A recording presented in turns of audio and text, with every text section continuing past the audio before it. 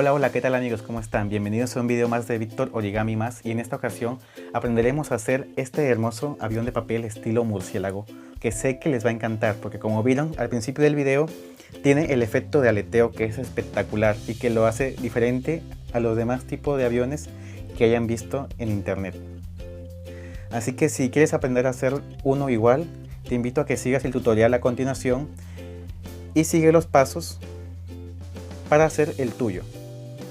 Si te gustó este video, ya sabes que puedes comentar, compartirlo con tus amigos y además ayúdame suscribiéndote al canal y también tocando la campanita para que te lleguen notificaciones de cada video nuevo que subo al canal.